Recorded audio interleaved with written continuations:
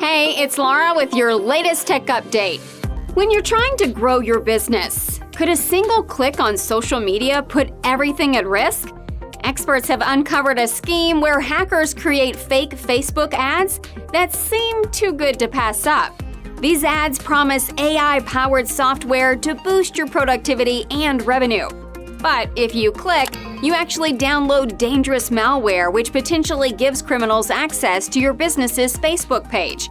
They want to see if your account has preloaded advertising funds, which they'll steal to run their own Facebook ads. How can you protect your business?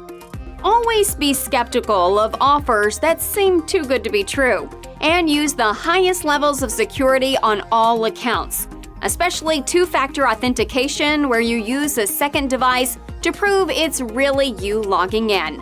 We can educate you and your team on how to stay safe. Get in touch.